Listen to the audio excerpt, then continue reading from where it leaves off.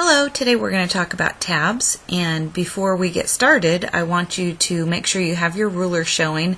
You can see that my mouse is over here above the vertical ruler. I'm going to click on the View Ruler button there. You could also go to View and choose Ruler right here. So either way, this is how you turn your ruler on and off. Go back to the Home tab. The next thing I want you to do is I want you to click on your Show Hide button right here, and this shows all non-printing characters. Now most of you know that a non-printing character would be the space bar, the tab key, or an enter. So you can see that those are all non-printing characters. Now the reason why I have you turn that on is because we are going to be working with tabs, and I want you to be able to see where you have pressed the tab key.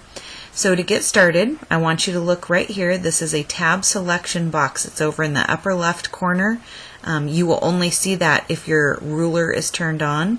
By default, the left tab stop is showing, but if you click right there, you'll see that this is a center tab stop, this is a right tab stop, this is a decimal tab stop. So as you click on these, you can go through and you can change what type of tab stop you want. Now what I'm going to be doing is I'm going to be doing an airline quote document and setting some tabs just to show you how this works. So first tab stop, what I want to do is I want to come over to the 1-inch mark on the ruler. I'm going to click one time, and that's a left tab stop.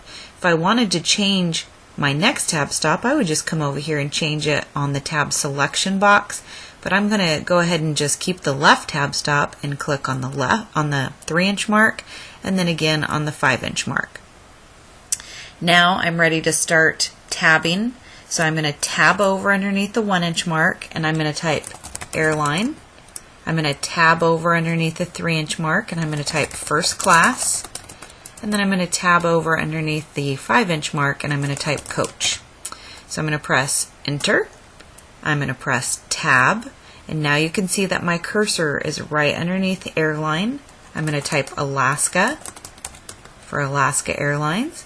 Tab over, and they are charging $350 for the first class ticket that I'm looking at. I tabbed over under coach, and they are charging $150 for a coach ticket. So now I press enter, tab, I'm back underneath the airline category, and I'm going to type Southwest for Southwest Airlines, and they are charging $349. Tab over underneath coach, they are charging $149. So you can see once the tabs are set, whenever you press the tab key, it will take you directly underneath that tab stop. And depending upon if you chose a center tab stop or a right tab stop is how your text would align to the tab stop. Now if you wanted to make a change after you've created your tabs, you have to remember to select the entire tabbed area. You wouldn't want to come up here and change this line by line. You want to select the tabbed area, and then you're going to change your tab stops. So to do this now, there's a couple of different ways that you can do it. You could come up to one of your tab stops and you could double click on top of it. Boom, boom. And that takes you into the tabs dialog box. That's how I usually do it.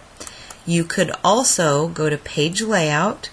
You could go to this paragraph dialog box launcher that I'm pointing at. And then down in the lower left is where it says tabs. That takes you to the same exact place. So if I want to align my 3-inch tab stop to be a right tab stop, I just click, I choose set, and then I can click on the 5-inch tab stop. I want it to be a right aligned tab stop, set, and then OK. And now you can see that this column is now aligned to the right of this tab. This column is aligned to the right of that tab. And that is how you set up your tab stops. Sometimes you will want what are called dot leaders to go between your tab stops. Now in this situation, I wouldn't want my first row to have the dot leaders because this is more of my headings. So what I'm going to do in this situation is I'm going to select the second and the third row. I'm going to go back into my tabs dialog box. So remember, you just double click on a tab stop, boom, boom. I'm going to click my 3-inch tab stop. I'm going to choose, see right here it says leader. I'm going to choose that I want the second dot leader option, set, and then I'm going to choose the number 5. For the 5-inch tab stop, I'm going to say that I want the 2-inch dot leader, set, and when I click OK, I have my dots. Looks good. So we use this a lot, like if you have a table of contents and you have all the chapters on the left and then dot, dot, dot, page number, there you go. So that's where I'm going to end this video for now. There's a lot more to learn about tabs. Hope you enjoyed this lesson.